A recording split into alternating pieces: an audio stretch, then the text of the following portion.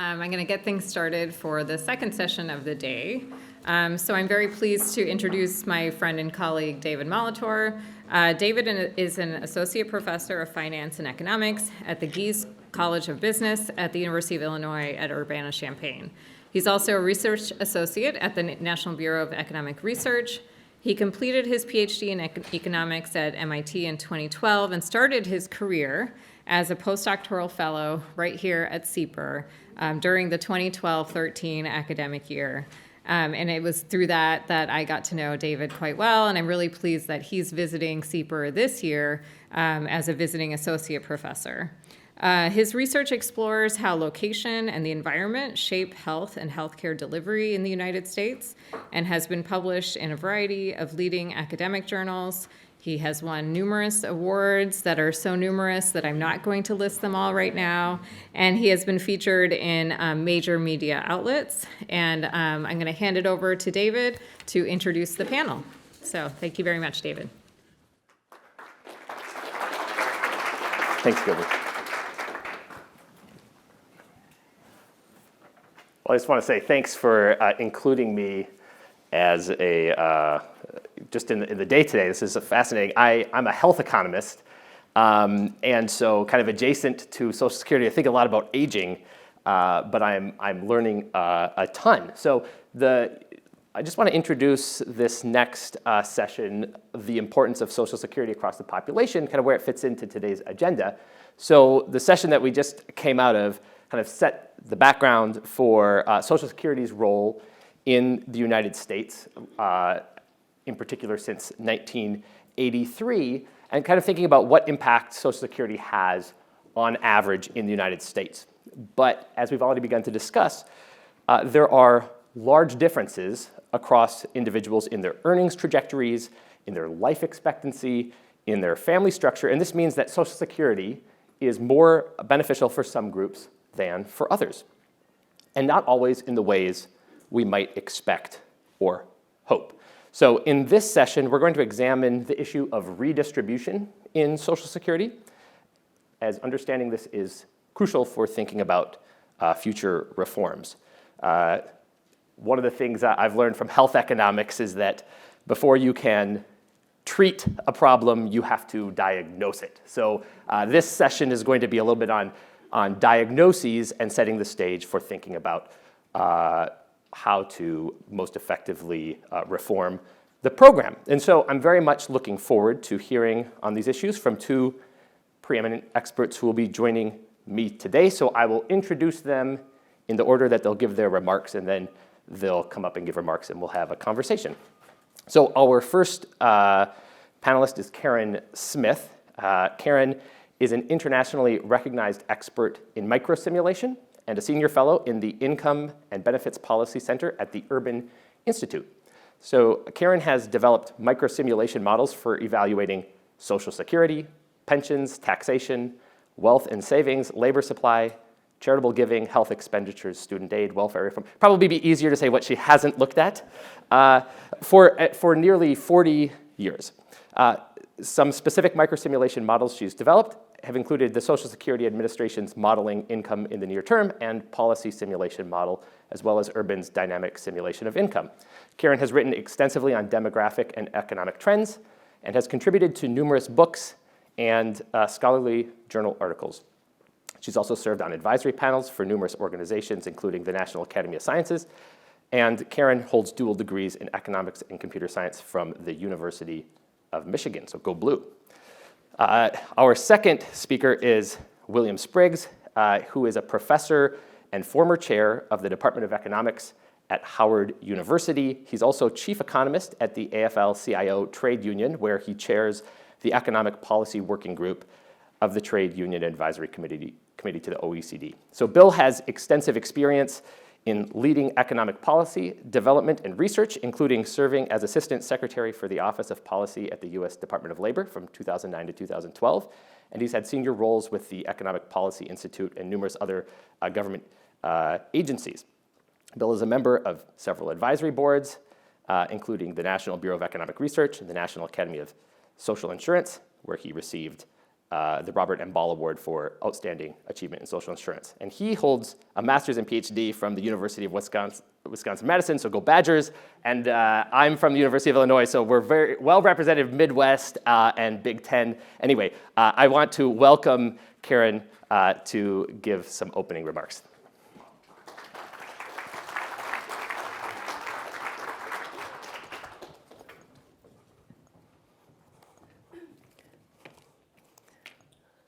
Hi, thanks for having me.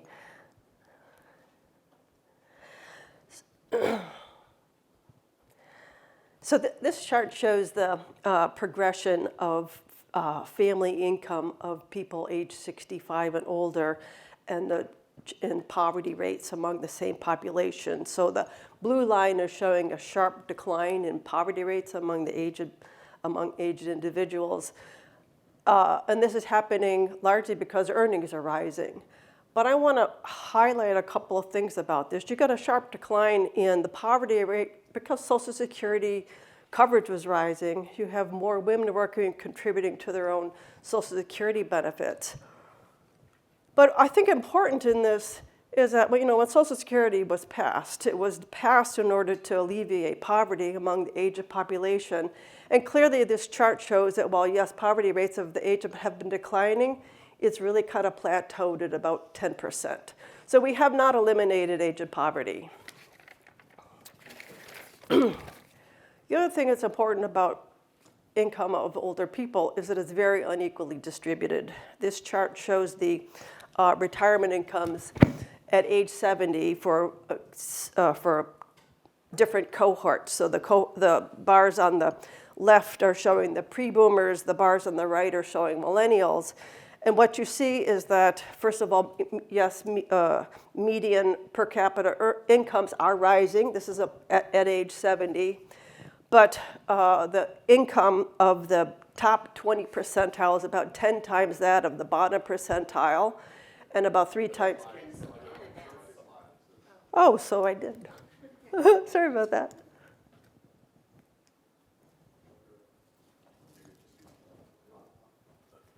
It's not advancing. There you go. Oh, okay.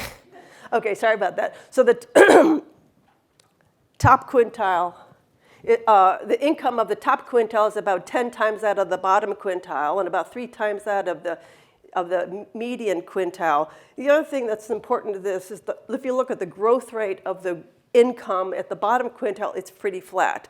So most of the rise in incomes are happening at the top of the income distribution. Okay. And Social Security is a really important source of income, especially for the people in the bottom income percentile. So what I'm showing here in the blue bars is the share of Social Security percent of total income. So for people in the bottom quintile, it makes up about 85% of total income for people for pre-boomers. And it makes up about 91% for the millennials. So Social Security is an important share of income, but it's also rising in terms of its importance. Now, why is that? Well, Social Security tax rates have been going up. So when you increase tax rate, I can save less. So yes, this is forced savings. Social Security is giving you forced savings. Also, Social Security, the tax max has been rising. So what that means is Social Security is covering more of your total earnings. So we do get a rising share of total income coming from Social Security. But Social Security is more important for certain subgroups. It's more important for people who are unmarried. It's more important for Blacks and Hispanic people. And it's more important for women. So this chart shows the present value of Social Security benefits by lifetime earnings quintile. The top bar shows the top 20% of earners, so the top quintile, and the blue bar shows the bottom quintile. So first of all, the Social Security provides a lot of lifetime benefits, so it's about $400,000 of lifetime benefits for people in the top quintile, and about $1,500 or $150,000 for the bottom quintile. So the top quintile has about 2.5 times that lifetime income, lifetime benefits as the bottom quintile, much more equal than the earnings or the lifetime incomes or the income. So it's Social Security is equalizing.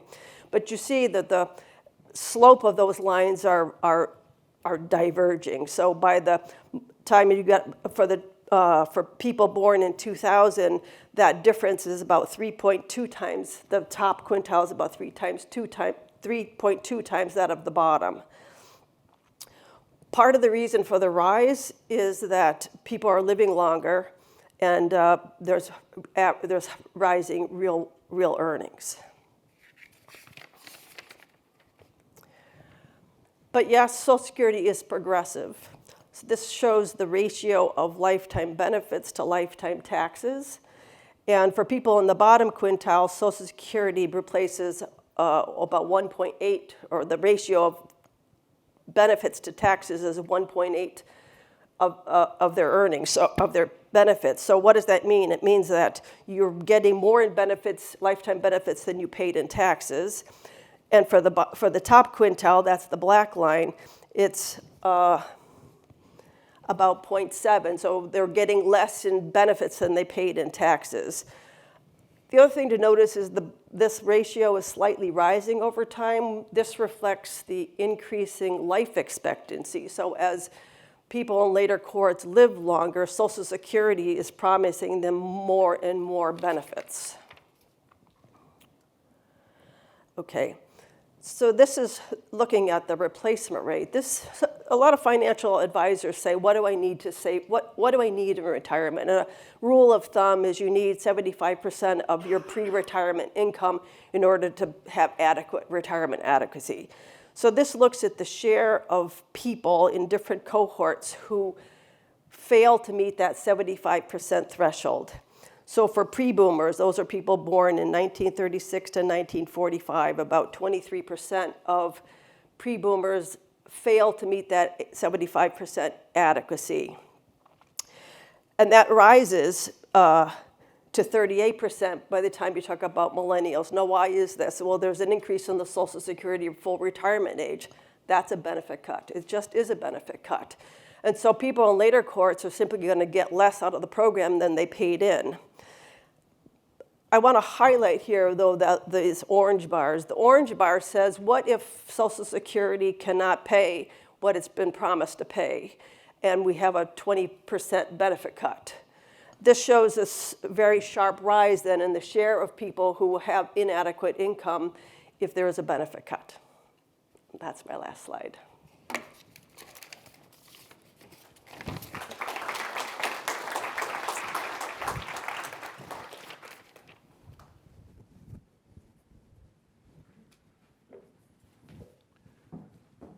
So thank you for having me, and I'm very happy to be here today. I'm going to talk about a part of Social Security that people don't talk about enough. It's just a reminder that this is not OA, it's the Old Age Survivors Disability Insurance Program, and it's important to remember the insurance component of Social Security. So the projections for differences in dependency on Social Security income for the older workers, I'm going to start with them, but talk about the fact that this is an insurance program, is that the Black population will be more dependent. There are a couple of reasons for that.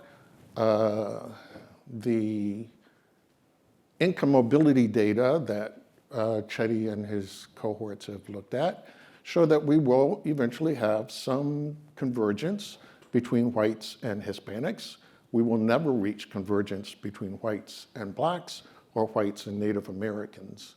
And there's a huge wealth gap. You have to remember that in 2008, during the Great Recession, that actually Black wealth loss was so rapid that if you did a projection, it looked like Black wealth was going to go to zero somewhere around 2013, 2014. Fortunately, that didn't happen. So the real difference is in annuitized assets that blacks have far less access to. And so that becomes an important dimension of thinking about some of the equity issues when you look across this. You'll notice that access to pension funds is not the gap. Black workers have, since the 1940s, been far more likely than whites to be members of unions. That advantage has declined dramatically as we continue to attack Americans' ability to form unions. But it's still the case that blacks hold a tiny edge in terms of union density. So it really is about this huge wealth gap, and that's what makes the black population more dependent. So I'm going to talk about some of the key disparities that were ingrained in back in 1980 and have been exacerbated since then. And these are things that going forward are going to leave huge disparities in how the program functions. One was a very mysterious thing that happened, and that was, without debate, a change was put in to take surviving children, and instead of surviving children getting a benefit until they were 21, the benefit was cut at age 18. It was 21 or you complete college. And then that was erased. It went to 18. This had a huge disparate impact for blacks because the life expectancy for blacks is shorter. That doesn't mean black people don't benefit from Social Security. It is an insurance program. And so black children benefit, and there are a lot of black children who get Social Security benefits. Before 1980, if you look at trajectories for the United States, it looked like we were going to erase poverty. I would have, and I should have brought my famous Sheldon Danziger chart. If you did a straight line trajectory before 1980, it looked like growing prosperity, ending poverty, and somewhere around 1990 or early 1990, we wouldn't have poor people because the nation was becoming wealthier. That reversed. No one in 1980 could have fully anticipated the size and the magnitude of that reversal. This has clear impacts for racial disparities. And then the survivor's benefit when you are married always had a built-in kind of penalty for equal earning couples. The program envisioned that a high earning male was supporting a woman who was doing a lot of caregiving, and the formula was meant to be fair to the caregiver, not envisioning that there were couples who both earned the same amount of money, but that is what is typical in black families. So here's a key chart that people forget when they think about Social Security because there's the whole issue of the survivor's benefits. So the gray line at the top, these are children who have lost a parent. Close to 1 in 10 black children before they reach age 17 no longer have both parents. One of them has died.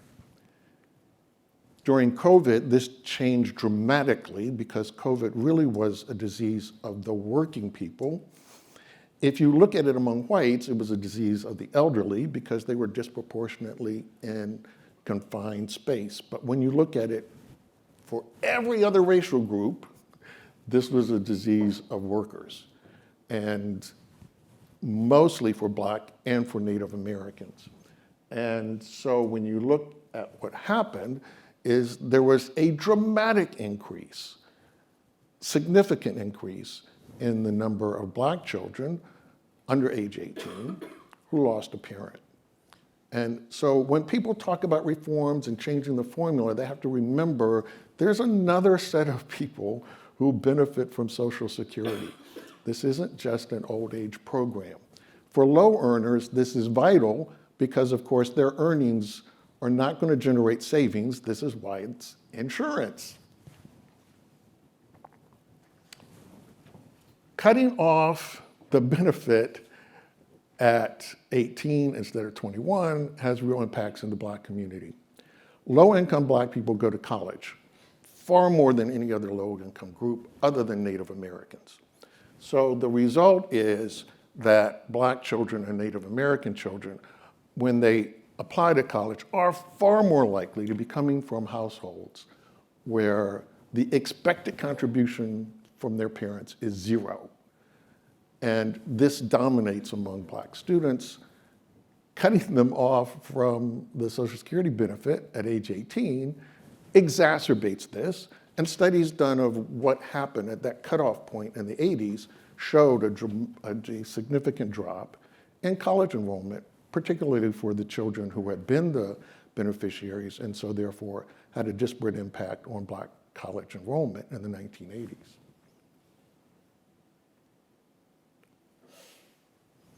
And then comes the wealth gap. Black children who go to college are from households that have significantly less wealth than is true for whites. So these are parental contributions to help out the kids. I've circled the part where it's to help out kids in education. And you notice that the median Black household that is helping out their kids with college has a tiny bit of wealth compared to white families that are helping out their kids with education. Again, this creates a huge disparity when it comes to college attainment, the completing of college.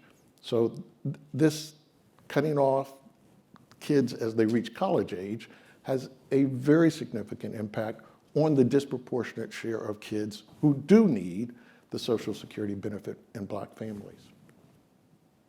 The other thing was, we constantly hear we're living longer, that's what challenges the program. The we is a royal we because we are not living longer. So this is really a phenomenon at the top of the income distribution. And as you saw in Karen's chart, what is really happening is that high income individuals are really getting more benefits because they are living longer. And the reason for the cap was the idea that we cap benefits, but that's capping annual benefits, not capping lifetime benefits.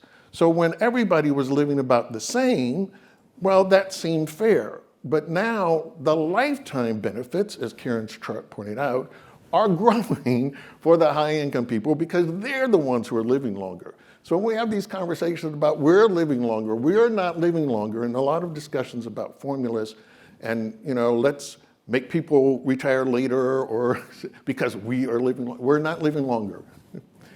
And so this has real distributional effects, particularly for that part of the distribution where people live shorter, and Blacks and Native Americans have the shortest life expectancies. We've made tremendous gains in Black life expectancy since the 1980s, but that plateaued, of course, during the COVID era when Black life expectancy plummeted for the reasons I showed you in the chart. It was a disease among working people. The other thing is the march to income inequality stopped. And this was true nationally and all trends, but it was particularly true of the advancement we had seen in the Black community towards convergence with white income. This is for men, and so the gap was way bigger. Being down means the gap is bigger. Going up means we're closing the gap. So the gap at the median was closing, the gap even for the 90th percentile was closing, and then it diverges. And then there's some extra dots on there because the other phenomena that has increased since the 1980s that wasn't something you could have predicted was the massive increase in zero earnings among men. This has a big change in the way you look at the advances of Black income compared to white income because the disproportionate rise in zero earnings is harder on Black men than white men. Part of that is the result of mass incarceration, which nobody in 1980 could have seen the unbelievable skyrocketing of our prison population, and no one could have predicted at that point its disparate impact on Black workers. So suddenly you had reinstituted, after we closed the gap on coverage, we reinstituted a big chunk of Black workers who don't get Social Security coverage. Because even though prisoners work, that pay is not in the Social Security tax system. Those are zero earnings among prime age workers. So that has a key impact when you think about the issue of of the equality of the system, particularly, again, because it's people at the top who aren't paying compared to their lifetime benefit earnings, which is the other way we should be thinking about things. And when you think about, who's making the cap, I didn't do it for the cap, but just to give you a general idea. So close to 22.5% of white men make over $100,000. So this is in the neighborhood of the people who are near the top of the cap. And you see black women and black men do not that often make anywhere near the cap for Social Security taxes. This has a real political dimension because this is real for white men that you're near the cap. It's not so real for anybody else.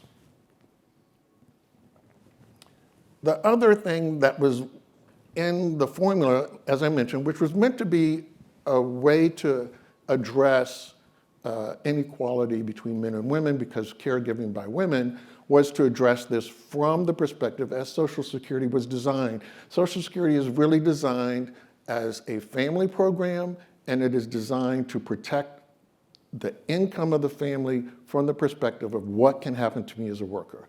As a worker, I may unfortunately become disabled and no longer be able to support my family, so I'm insuring the family against the unfortunate thing I become disabled.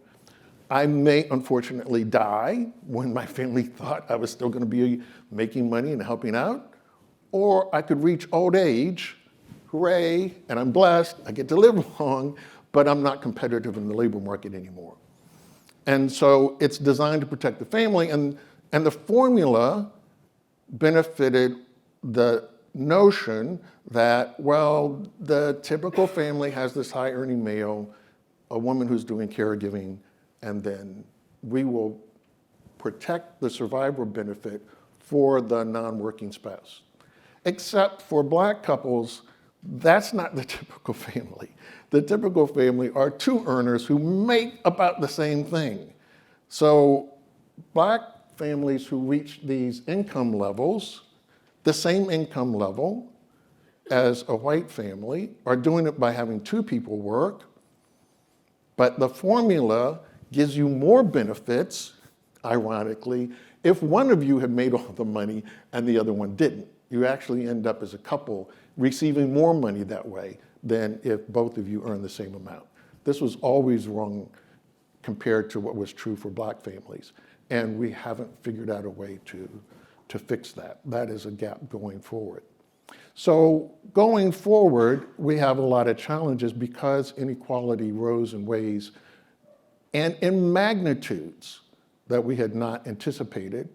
And those increases clearly were related to the increase in racial inequality, which stalled and in some ways were exacerbated by other policy choices we made, like mass incarceration, the decline of union density, which was dramatic since the 1980s. So fewer workers today get a defined benefit pension to supplement their Social Security.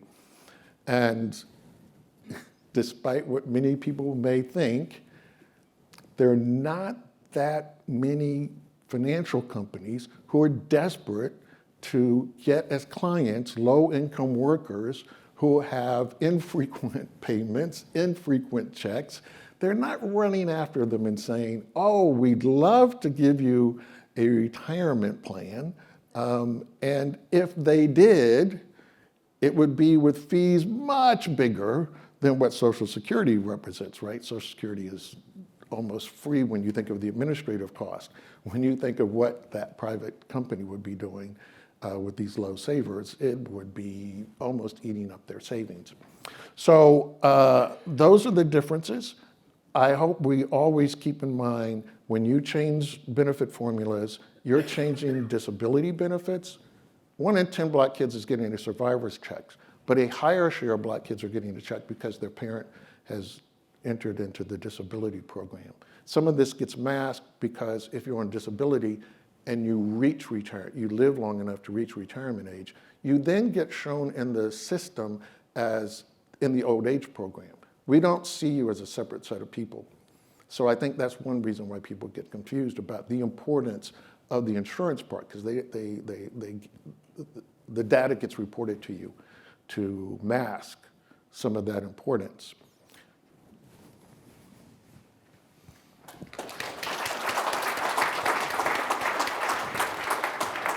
Well, thanks, Karen. Thanks, Bill, for those comments.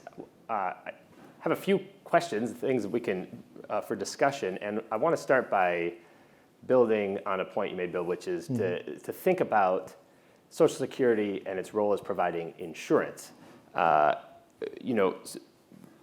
talking about redistribution from one group to another, and redistribution is at the core of what insurance does. Moving, kind of taking consumption from states of the world where you have plenty to a state of the world in which there's a loss, and some of that happens from across the life cycle, saving for a future date, but some of it happens just across people based on what happens to them. And so Social Security is insurance against the risk of outliving your assets, or the family outliving the assets of the main earner or earners. And so my first question is really for both of you, so you can go and maybe we'll start with Bill and then Karen. To what extent do you think that Social Security is well-functioning at providing that insurance value to the risk of outliving your assets? And what are the biggest areas of failure that you see? Well, I think it's an excellent program in the sense of its insurance function.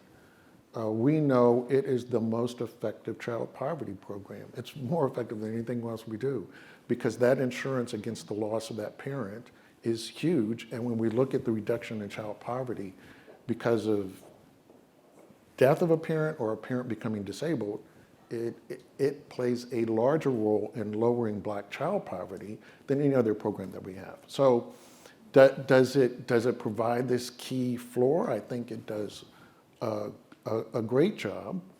I think this is my problem with people only thinking about 1983 and ignoring how the program functioned before then. Before then, because we did have dialogue about the program, it was always being revamped. It was not a stasis program. It evolved to this point. So the expansion of disability, the lowering of the age of eligibility, the rapid way in which workers become eligible so their children can get the survivor's benefit, these were all adaptations since 1936, the expansion of workers who are covered by Social Security. So by the time we get to 1980, this is a program that had solved many of its racial disparities. But it was a program we were always discussing and seeing your question. What did we miss? What didn't we understand? Where's the gap in giving workers and their families that protection from the drop in someone working? We don't ask that anymore, and so I'm glad you asked the question, because we know we still have a couple of equity issues when it comes to women, and how do we really think about caregiving and the role of caregiving beyond if you're married. So what happens for women who may bear huge disruptions to their lifetime earnings because of caregiving? And that's one area we haven't built in. If we had paid family leave, and many people would argue it ought to be in this system, because what are the things that can happen to me as a worker that I need to be insured against so I can maintain my family? One of those that has a social benefit is, I hope you're taking care of your kid. So we should think of that disruption to someone's lifetime earnings because of childcare. We ought to be thinking about paid family leave. That is one crucial area that we've left out. And we know when we compare the United States to all other industrialized countries, we have the biggest gender pay gap. Our only competition is Turkey. Otherwise, we would be last. So that's not a good statement when you say that we're trying to outrun Turkey when it comes to gender inequality on pay. A big way that we could address that, and the reason everybody else has an advantage is they have paid maternity leave. Thanks. Anything to add, Karen? Well, I think since Social Security was largely a policy designed to alleviate poverty, or so old age people weren't destitute, in some sense the system has failed. The persistence of 10% in poverty for 20 years, even though real wages have been rising, really says that the system fails to meet the needs of those most needy. So who is it who ends up in poverty in old age? It's not the low lifetime, it's not the person who works with low wages for 40 years. It's the person who has very intermittent and short careers. They're disabled largely. The reason I'm not working is because I can't work. And those people, the benefit formula just fails them. It doesn't, it does provide a replacement rate on your earnings, but when those earnings only have 10 years of earnings or 12 years of earnings, it's low. And so I think the program really needs to improve the benefits for low-income workers. It really needs to actually provide a minimum benefit that provides a poverty level, at least a poverty level benefit. And so in that sense, it's failed. All right. So I'm a health economist, so I'm gonna ask some questions related to health and life expectancy. And one of the very just striking charts is the difference in that you showed, Bill. The difference in life expectancy between the top quintile and the bottom quintile groups, more than 10 years of difference, which is huge. So there's another gap that is also huge in the U.S., and that's geography-based. So if you look across the United States, people say that your zip code where you live is one of the things that's most predictive of your health and your longevity. And there's just enormous differences in life expectancy by region. So it's 10 years gap between the top 1% of counties and the bottom 1% on life expectancy. So of a similar magnitude to that by income, and obviously income is correlated across regions as well. But to what extent, geography is not one of the things we've talked about a whole lot yet today, but there's just enormous differences in where you're born and where you grew up that features into your economic opportunity and your health. So is that missing in the conversation here? Is that relevant, or is that kind of already addressed by the way the program works? So maybe I'll start with you, Karen, and if Bill has things to add.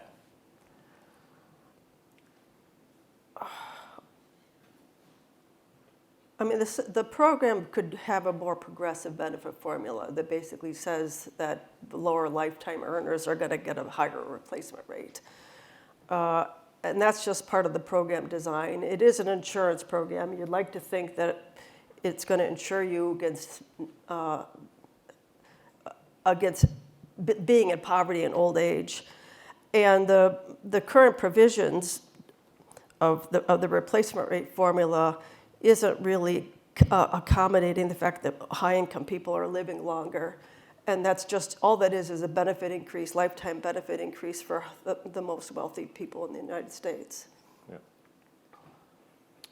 Well, here I think Karen is right about we don't sufficiently target the bottom. We do have a supplement program which has been starved to death and is at the core of the way we debate even this program.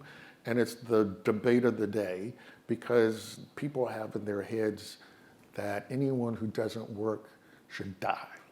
And they want to dress it up. I don't want them to die. But then they say, I want you to die.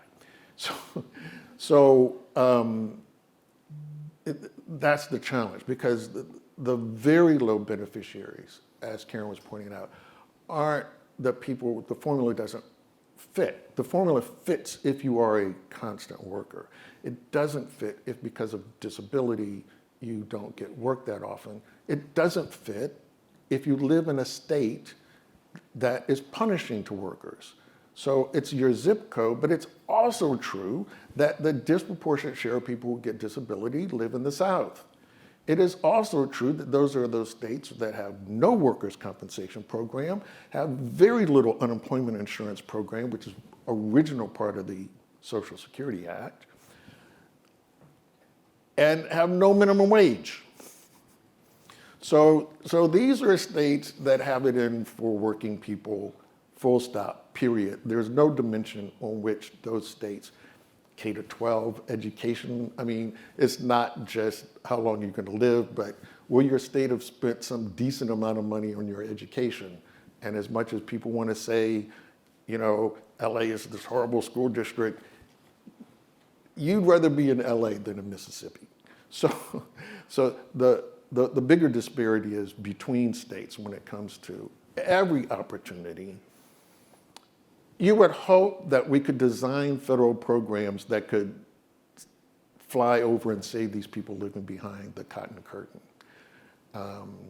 But therein lies the political problem, because they get huge representation in the Senate. So you have this competition between the cotton curtain and the rest of us who live in states, like if you live here, you do have paid family leave. So that's the challenge. The program itself, of course, was a compromise with the cotton curtain, which is why Black people were facing disproportionate lack of access to Social Security. It's part of the cause of the wealth gap, is that Social Security exclusion. And it took time for us to reach some political settlement with that part of the country to finally include Black workers, to finally get benefit levels and formulas that could address those workers who tended to be lower income. We need that same sense of solidarity. I always say, if you're poor, you don't live in the United States. If you're poor, you live in California or Mississippi. You're a Mississippian if you're poor. You're not an American. And so until we get to the point of, no, we have to have floors for Americans, whether they're South Carolinians or Californians, then this is the political fight we're having. So let me ask one more question about life expectancy. So there's been a lot of focus on life expectancy in recent years as the United States, well, for decades, even as our life expectancy has increased, it's been increasing at a much slower rate than many of our peer countries, which is usually viewed as a negative thing, although in this room it seems like there's some talk about that being a positive thing I guess for the budgets. But what I think where the alarm bells really went off was a few years ago when life expectancy in the U.S. it flatlined and then started to actually decline, and that was even before the pandemic. Strikingly, if you look at life expectancy in the trustees report for 2023, it reported from based on life tables from 2019 and 2020. So across that over just a 1 year period, life expectancy for men declined by 2 years, which is just huge. But one of the things, so I pulled up the numbers what I was curious about is how much uncertainty, what's the spread? I mean, not everybody lives to exactly life expectancy, right? Some people die much younger, some much older, and there's a wide spread. How much spread and what has changed in that spread? So from 2019 to 2020, if you look at the interdecile range, so what's the age that 10% of people live longer than that, and what's the younger age where 10% of people die before that? How big of a spread is that? That spread, even as life expectancy went down, the spread went up. It increased by 2 years. And so I think this gets to this question of the insurance value of the program and so a lot, we talk about differences in average life expectancy across groups, but even within groups, there's a lot of heterogeneity in that. And in fact, it may be correlated with the people who have groups that have lower life expectancy may have more uncertainty. So my question for you is just this, which is kind of thinking about not just life expectancy on average, but kind of how much spread there is in life expectancy and the insurance value that you get as a result from the program. Is that something that is on people's minds? Is that a focus, or should it be more of a focus when people are thinking about Social Security? Well, I know some of the current debate right now in Social Security reform talks about addressing the disparities of life expectancy, which would be something like, okay, we want to increase the full retirement age, but let's not do it for people in the bottom earnings, lifetime earnings quintile. So understanding that low-income people are disadvantaged by an increase in the full retirement age. So those are options. You know, improving health insurance coverage in the United States would help reduce the early deaths of people, right? If you've got obesity, diabetes, you've got a lot of things that are happening sort of midlife that are reducing life expectancy, and improving health insurance coverage and access would help increase our life expectancy relative to our peer countries. Yeah, so people misinterpret the life expectancy when they think about black people in particular, because they say, you know, you don't live to get the benefit, which is true, but they ignore that. Yes, but if you're black and you make it to 65, then your life expectancy looks very close to white life expectancy. There's only a little difference. It's really that the black distribution is shifted totally to the left, and therefore they ignore this insurance is really crucial because workers die. And so constantly when you know, I hear people trying to tinker with the formulas, they forget you've just tinkered with the disability benefit. You've just tinkered with the survivor's benefit, because there's one formula. So that has real repercussions for those folks who don't make it. It is disturbing because the dominant view in the way we characterize the issue is people are living longer. That has not been true for some time, as you point out. And so continuing that rhetoric really doesn't help in trying to find a solution either. And we need to think about it. It is workers per dependents. So when you look at it from the perspective of before, when we had this big baby boom, the number of people who worked compared to dependents, those who were too old or those who were young, workers supported a lot more people. The number of worker per dependent was a lot different. Now, it was individualized because we make your children your children. They are not our future. I hate to tell you. You know, as much as we always say, our children are our future. Our children are not our future. Our children are your problem. It's your child. So because we haven't socialized and realized that, yes, our children are our future, we don't think about it that way, but the reality is that the ratio of workers to how many people are workers supporting has been falling. It's not going up. It's just the part that we have agreed that we will socialize those who are older. If we socialize those who are younger, actually our problem would be getting smaller. And if we had always socialized the younger, then maybe, you know, this whole thing would look differently from the way we talk about it and what the issues are. Maybe if people will come to their senses about what is the real problem we're trying to solve from a national perspective, and what's the benefit of allowing people to retire versus allowing our children to have real, meaningful starts at life, you know, we'd be in a different position. But we're not there politically because kids don't work unless you live in Iowa. So, Or Central Illinois. or Central Illinois. So I mean, this is the deeper crux of part of the issue. But you know, as much as our lack of insurance, Texas still has a high share of people not insured, and all the states that didn't take the Affordable Care Act up still have huge gaps in insurance. But Americans with insurance don't live as long as other people. So even those of us with insurance live in a sick society. And we know part of that is because we agree that you can shoot anybody in the United States you want to. They can drive into your driveway. They can knock on your door. We allow you to get shot. So, I mean, that's part of our problem. But we have a deeper problem, even for those who are insured compared to other countries. And so we have to think about, you know, this is a sick society. And we need to have a conversation about why is this a sick society? All right, these are great comments. We have some time now for questions from the audience. So any questions? We have one over here. Yeah, Andrew. Karen, I wonder if you could talk a little bit about the recent work looking or measuring seniors' incomes using household survey data like the CPS versus administrative data, say IRS data. And the Census Bureau has done quite a bit of work on that. And the reason I'm asking is not just, it does produce different levels, but the trend, the trend in poverty you showed was stagnating poverty, no longer declining. That's in the CPS. I believe that is not if you look in administrative data. Probably a lot of people don't know about it. I just find the whole thing very interesting. Maybe you could just talk a little bit about it. I do know about this literature. So the Census Bureau for many years now have been looking at administrative data to understand basically where it's, so the poverty numbers come from the current population survey, ASEC data.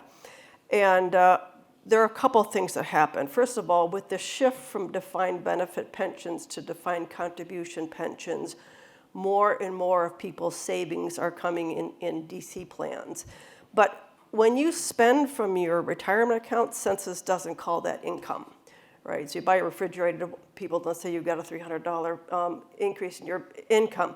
So Census Bureau really does miss the spend down in retirement accounts. And so what does that mean? It means it's reducing the amount of income available to, and it's a cohort phenomenon, right? Because people in the early cohorts had DB pensions and people in later cohorts have DC pensions. So you're systematically understating the amount of resources available to later cohorts.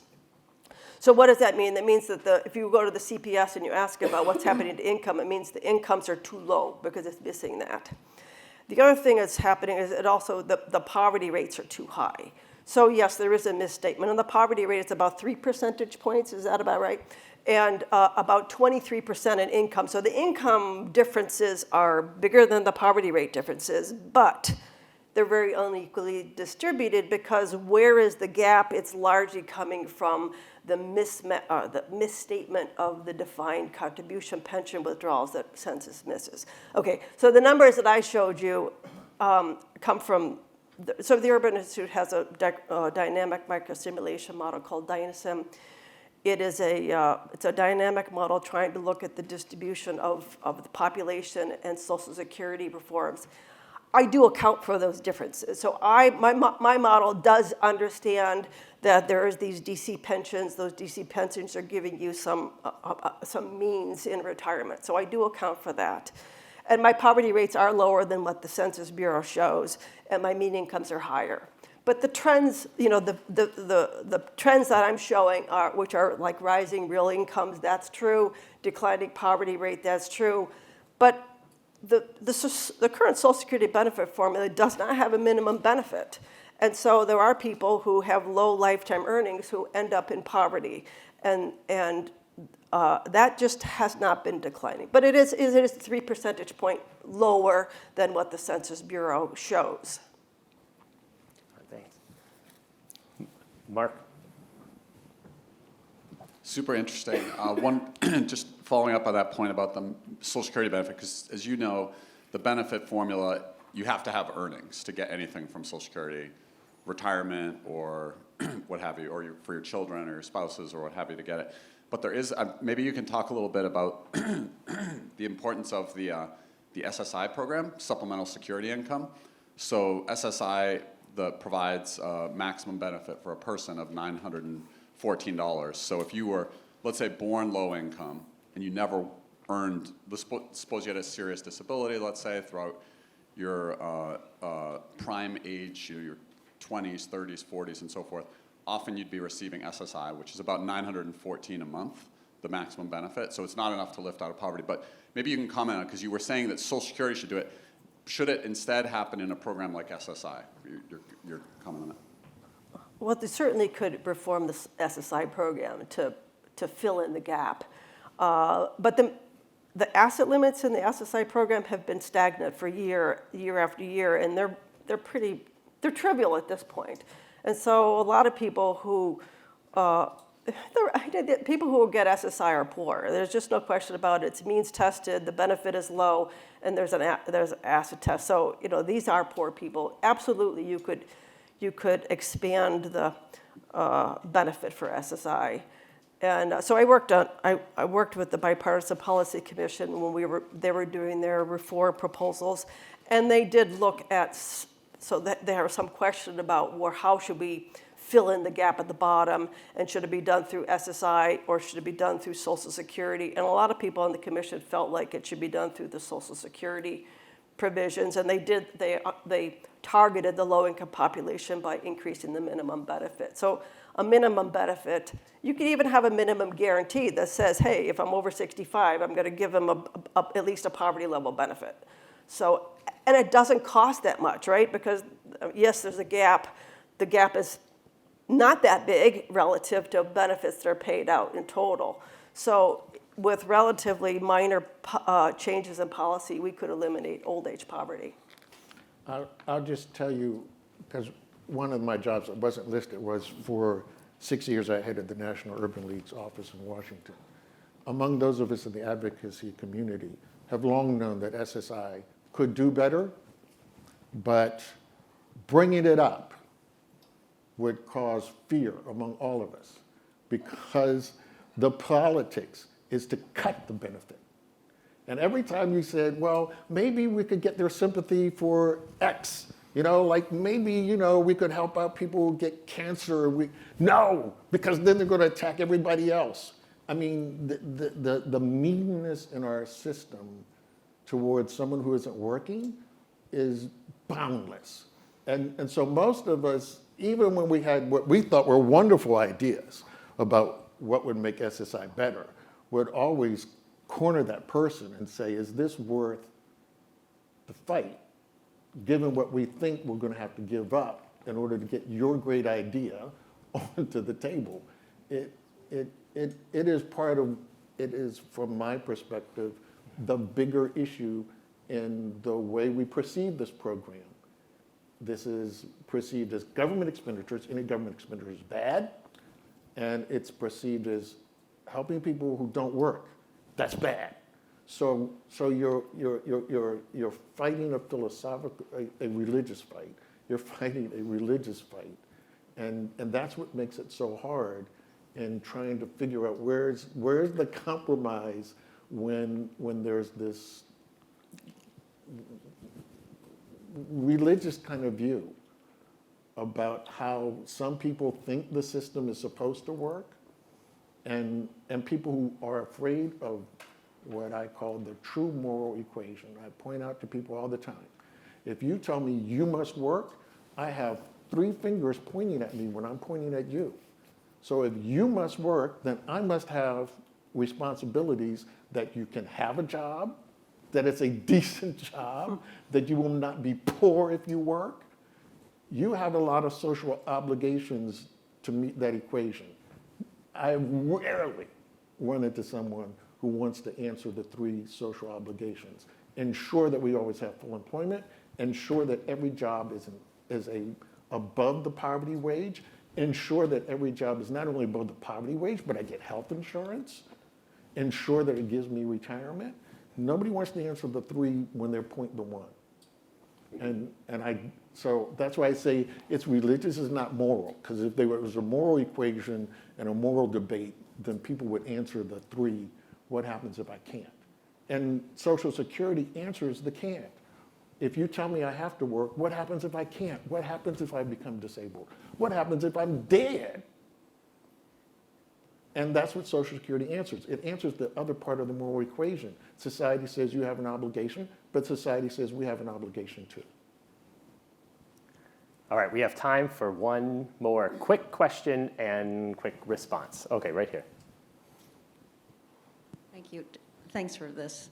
To what degree are these middle-aged deaths of despair, which are accounted for largely by whites, influencing the life expectancy leveling and potentially decline? And is that in some ways reducing the race?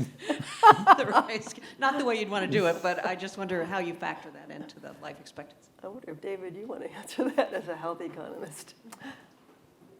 I'll start with the panelists. It's the wrong way to solve the equation.